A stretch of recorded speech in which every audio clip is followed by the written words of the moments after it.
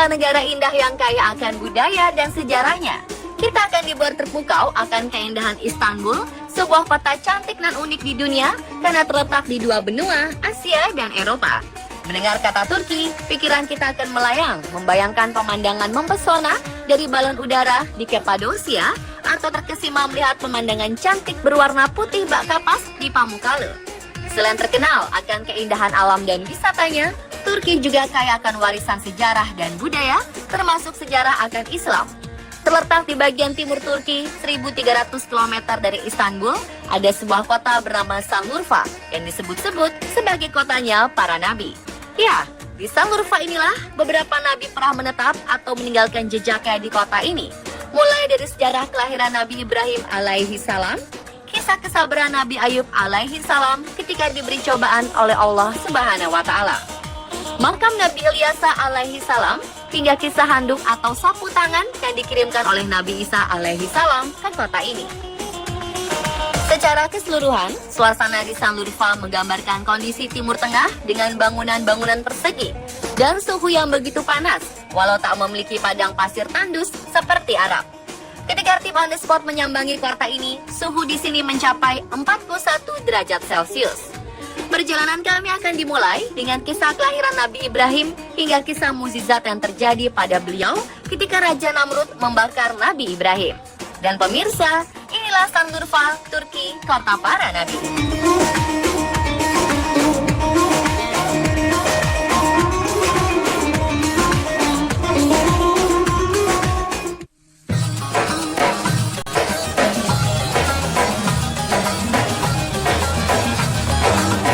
Berjalan melewati halaman Masjid Mevlit Halil, kami menuju sebuah gua tempat kelahiran Nabi Ibrahim alaihi salam.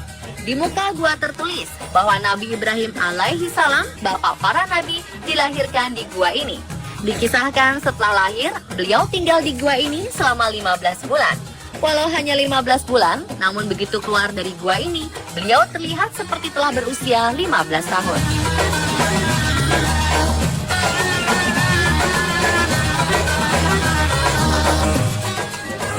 Rivayete göre Hazreti İbrahim'in doğduğu mağara bu mağaradır. Bu mağarada 15 ay kaldığı rivayet edilmektedir. Diriwayatkan seorang peramal bintang memperingatkan kepada Raja Namrud, raja yang sombong dan menganggap dirinya adalah Tuhan, bahwa akan lahir seorang bayi yang akan melawannya. Kelak, si bayi akan menghancurkan berhala dan membawa keyakinan baru. Ketakutan mendengar peringatan ini, Raja Namrud kemudian berusaha mencegah agar tidak ada bayi yang dilahirkan dan setiap bayi yang lahir akan langsung dibunuh. Dan pada masa mencekam ini, ibunda Nabi Ibrahim mengandung. Untuk menghindari amarah Raja Namrud, beliau memilih untuk mengasingkan diri dan bersembunyi di gua. Setelah melahirkan Nabi Ibrahim alaihi salam, agar tidak menimbulkan kecurigaan, beliau kemudian meninggalkan Nabi Ibrahim alaihi salam di dalam gua. Dikisahkan mukjizat Allah Subhanahu wa taala datang, yakni air susu keluar dari jari-jari Nabi Ibrahim alaihi salam sehingga beliau dapat bertahan hidup hingga beranjak dewasa. Di dalam gua ini, para perziarah bermunajat mendoakan Nabi. Beberapa pengunjung ada yang sholat di dalam gua. Guanya disekat agar perempuan dan laki-laki tidak bercampur menjadi satu. Pintu masuk guanya cukup kecil, hanya cukup untuk satu orang saja. Jadi kita harus bergantian dan sedikit merunduk ketika memasuki gua. Tiba di dalam gua, tergambar kondisi gua yang tidak terlalu luas. Masing-masing sisi hanya cukup untuk sekitar 10 orang saja. Di dalam gua terdapat mata air. Hampir setiap peziarah menyempatkan untuk meminum air ini. Sebagian lagi bahkan mewadahi dan membawa pulang airnya. Masyarakat meyakini air di dalam gua ini memiliki beragam khasiat.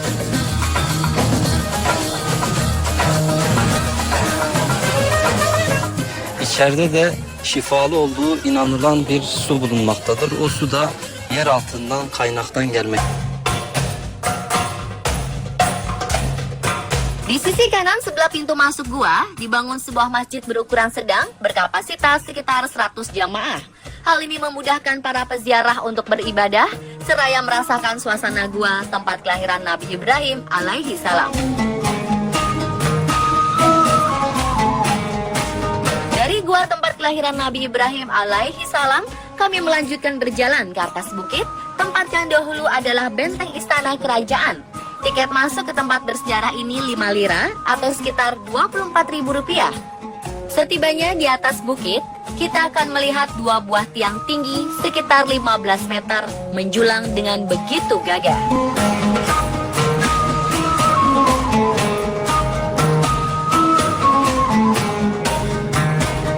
Dari kedua tiang atau urfa kalisi inilah Raja Namrud melemparkan Nabi Ibrahim alaihissalam ke tempat pembakaran. Dikisahkan dari kedua tiang inilah Raja Namrud melemparkan Nabi Ibrahim alaihi salam ke tempat pembakaran yang telah disiapkan di bawah bukit. Raja Namrud memerintahkan kaumnya untuk mendirikan sebuah bangunan tinggi untuk melemparkan Nabi agar semua rakyat mengetahui tentang peristiwa pembakaran ini. Dari sini kita dapat membayangkan bagaimana kejamnya Raja Namrud menghempaskan tubuh Nabi Ibrahim alaihi salam bak menggunakan ketapel raksasa yang dikaitkan kedua tiang besar ini ke bawah bukit. Sementara kobaran api siap menyambut dan membakar tubuh Nabi. Dan tempat pembakaran Nabi Ibrahim alaihi salam ini dinamakan Balik Lego.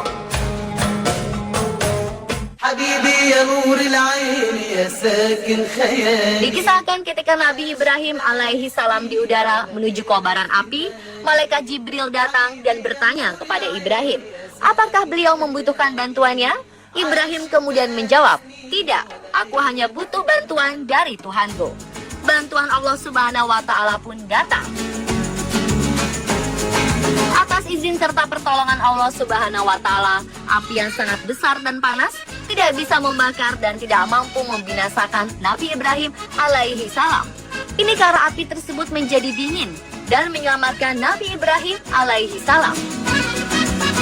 Rivayet olunur ki Nemrut Hazreti İbrahim'i yakmak için bu mekana büyük bir ateş yığını yaptı ve Urfa Kalesi'nden Hazreti İbrahim'i buraya atmaya çalıştı. O esnada Allah'ın emriyle odunlar balık oldu, ateş su oldu.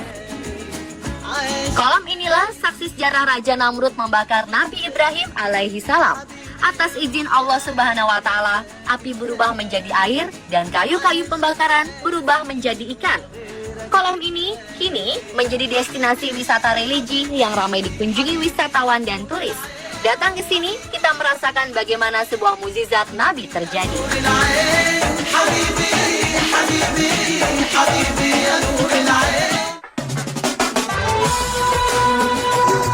Di kolam ini terdapat banyak sekali ikan. Ikan ini bukanlah sembarang ikan, karena ikan-ikan di sini dianggap suci. Karenanya tidak ada warga yang menangkap atau memakan ikan-ikan dari kolam Halil Ur-Rahman ini. Yerel halk ve turistler buraya ziyarete gelirler. Ama buradaki balıklara asla yeme girişiminde bulunmazlar. Bu ya bir kutsiyetin sonucu ya da bir saygının sonucu olarak bu balıklara asla yemeye yeltenmezler. Di sini para pengunjung biasanya akan membeli makanan ikan untuk disebarkan ke kolam.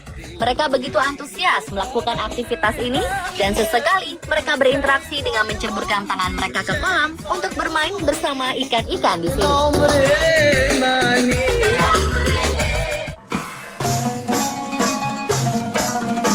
...50 meter di sebelah kolam Halil Ur-Rahman Balik Lego terdapat kolam Anzeliha. Menurut legenda, putri Raja Namrud yang bernama Zeliha diam-diam mempercayai dan bersimpati kepada Nabi Ibrahim alaihi salam.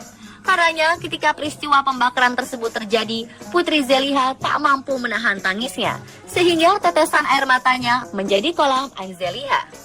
Karena tahu bahwa dirinya tak akan bisa menyakiti Nabi Ibrahim alaihi salam dan takut dirinya akan dipermalukan lebih lanjut, Raja Namrud memerintahkan Nabi Ibrahim dan keluarganya untuk pergi meninggalkan kota kelahirannya.